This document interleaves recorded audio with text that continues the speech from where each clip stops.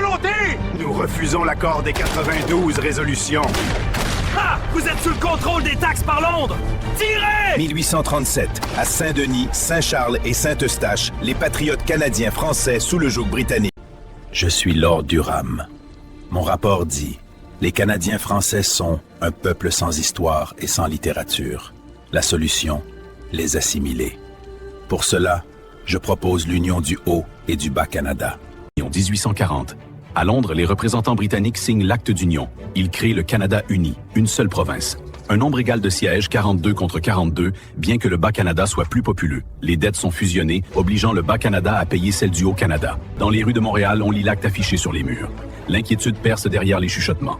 Pour l'Église et pour les familles, s'amorce une ère d'incertitude. Je m'appelle Louis-Hippolyte Lafontaine.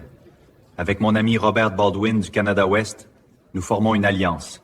En 1848, nous obtenons le gouvernement responsable. Le conseil exécutif doit avoir la confiance de l'Assemblée élue.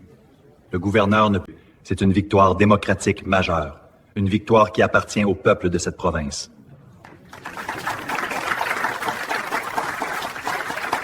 « 1854. Pour la première fois, nous pouvons acheter nos terres. Le régime seigneurial, c'est fini. 200 ans de féodalité en Amérique. De 1854 à 1866, le traité de réciprocité ouvre un large corridor d'échange entre les colonies britanniques d'Amérique du Nord et les États-Unis.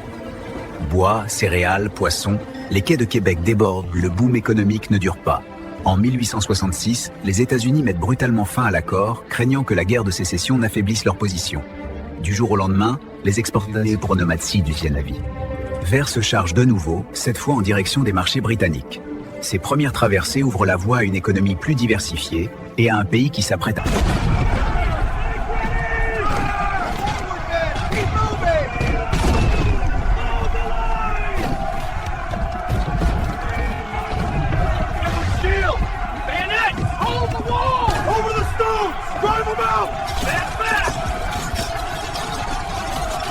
Nos gouvernements tombent tous les 6 mois. On ne peut pas continuer ainsi. Political deadlock can't last forever. Something has to change. And the Americans have just ended their civil war. The Fenian raids could spill across the border. Sans traité de réciprocité, nos échanges souffrent. Il nous faut une solution durable. Alors unissons-nous, une confédération. L'accord de l'Équateur, and they're hoping to get this cooperation over division. Their agreement would set in motion the creation of a new country, built on compromise and common purpose. Georges-Étienne Cartier. Je représente le Canada-Est, les Canadiens français. La Confédération est notre solution. Mais à une condition. Le Québec aura sa province avec le contrôle de l'éducation, de la santé et des lois civiles. Nous allons en dire. Un mois plus tard, à Québec, les représentants rédigent 72 résolutions. Elles posent les bases de l'Union et précisent la division des pouvoirs entre le futur gouvernement fédération. Leur entente repose sur l'idée d'un gouvernement central fort, mais respectueux des particularités de chaque province.